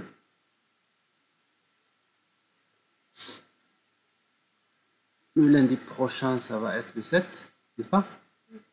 Bon, ça va être la dernière semaine, la semaine prochaine. Probablement. Oui, vous arrêtez le 19. D'accord. Alors, en tout cas, donc, ce que je vous suggère, c'est ce qu'on va faire, c'est que on va vous allez donc travailler une activité pratique jusqu'à cette partie-là. Une fois que vous arrivez là, bon, ça veut dire qu'en principe, vous avez les bases de communication entre les agents, et après, il va falloir passer à la suite. Donc, donc vous créez d'abord un modèle simple comme ça, comme une première application. Consommateur envoie l'agent plutôt un message à l'acheteur. Donc vous allez créer juste quelque chose de plus simple, c'est-à-dire vous avez trois interfaces. Il y a le consommateur, il y a l'acheteur et le vendeur. Dans un premier temps, vous avez un seul vendeur. Bah, qu'est-ce que vous faites? Vous envoyez le message à l'acheteur.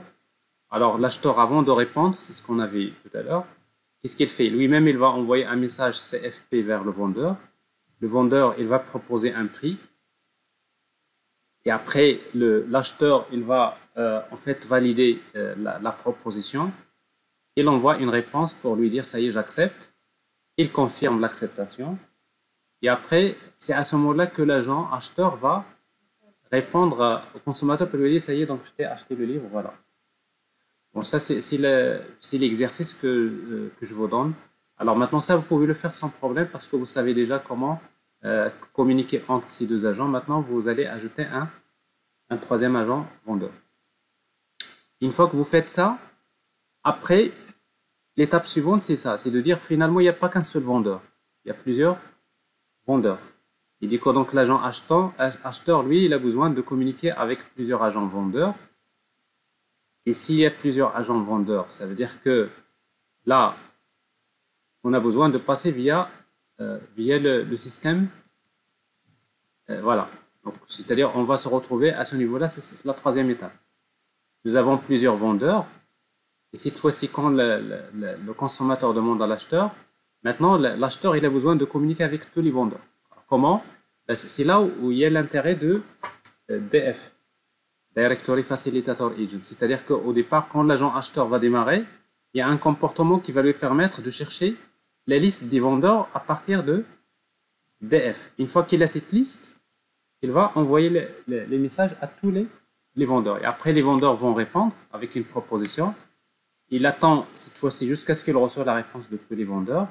Il va choisir le meilleur prix et après, il va accepter la proposition. Il va finaliser la transaction avec le vendeur qui a le meilleur prix. Et après, il va informer le consommateur. Donc ça, c'est la troisième étape. La première, ici, donc vous avez un agent qui s'appelle consommateur, un agent acheteur et un agent vendeur. C'est-à-dire ici, vous n'avez pas besoin de passer via l'annuaire. Donc ça, vous faites d'abord ça. Ça, c'est l'exercice que vous allez faire. Et après, une fois que vous faites ça, c'est à ce moment-là que vous allez travailler donc la partie, cette fois-ci avec quand il y a plusieurs vendeurs, vous aurez besoin de savoir comment communiquer avec l'agent DF Agent. Alors en fait, pour communiquer avec DF Agent, c'est très simple.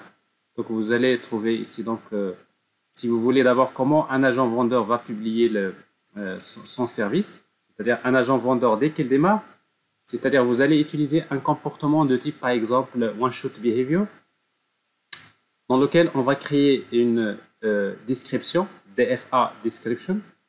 En fait, on va spécifier l'ID de l'agent. On va créer un service description. On va dire le type du service que j'offre. Par exemple, ici, c'est Box Selling. Le nom du service, c'est Jade Box Trading, par exemple. Et après ce service-là, on va l'ajouter à la description et on va publier le service. Donc, si vous voulez, avec DF Service Register, c'est comme ça qu'un agent peut publier un service, les WADA, dans l'annuaire. Donc, ça, c'est l'agent vendeur qui va faire ce travail-là. Chaque démarrage, un agent vendeur, dès qu'il démarre, ben, vous allez utiliser un comportement de type one-shot behavior qui va faire ce travail. Donc, il publie. Donc, l'agent, il va enregistrer un service, il va publier un service dans l'agent DF. Ça, c'est la première. Alors maintenant, côté, sans oublier que dans un agent, une fois que vous arrêtez l'agent, vous savez que la méthode takedown, c'est une méthode qui s'exécute une fois que l'agent, avant que l'agent soit détruit. Et généralement, avant que l'agent soit détruit, il faudrait faire un directory df service.deregister list. C'est-à-dire quoi? C'est une manière c'est-à-dire d'aller vers l'annuaire df et de dire, taillez, donc, c'est-à-dire je supprime, c'est-à-dire je vais soi-disant supprimer tous les services publiés par l'agent. Parce qu'en fait, l'agent n'est pas là, donc c'est-à-dire si jamais il y a quelqu'un qui cherche les services, donc cet agent-là, c'est une manière de dire, voilà, donc pour le moment, l'agent n'est plus là, donc ça veut dire qu'il n'y a pas de service publié dans l'annuaire. Donc ça, c'est deregister.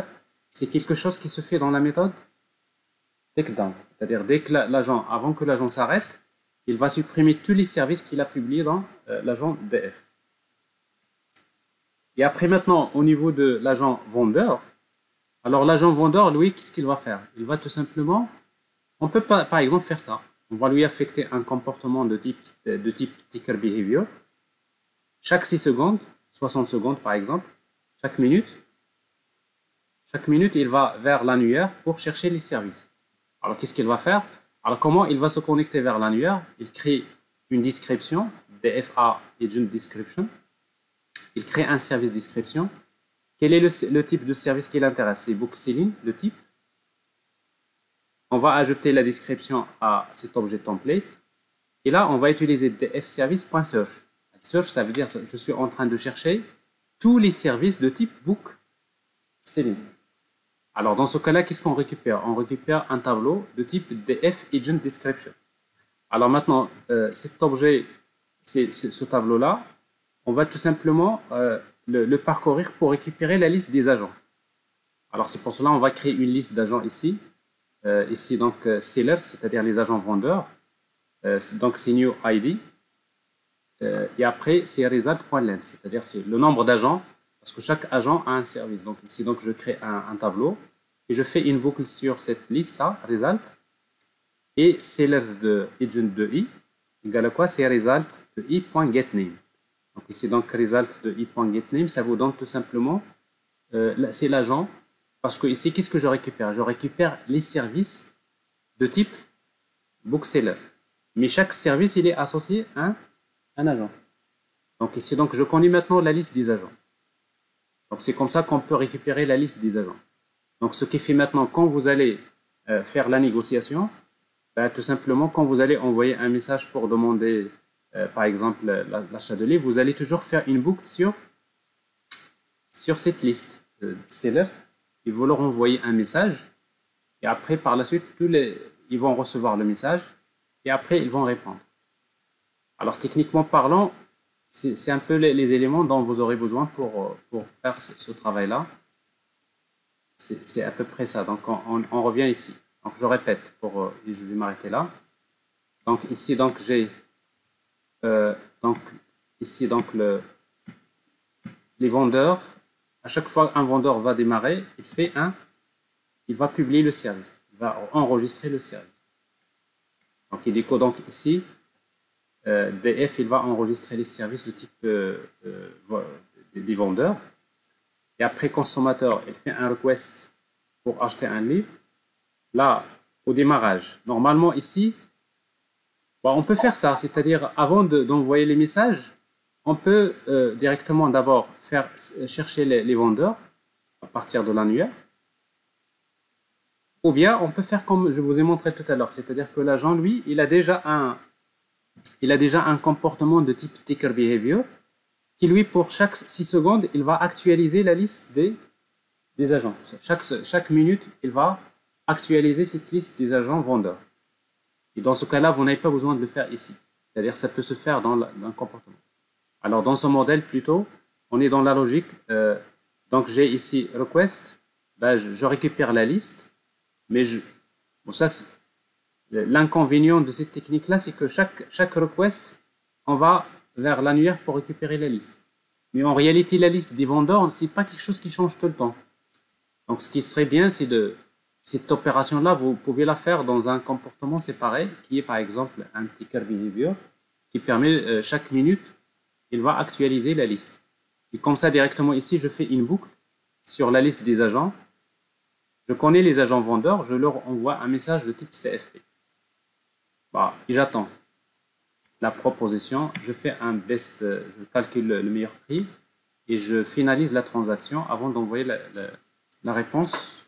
Avant d'envoyer la réponse, voilà, avant d'envoyer la réponse consommateur.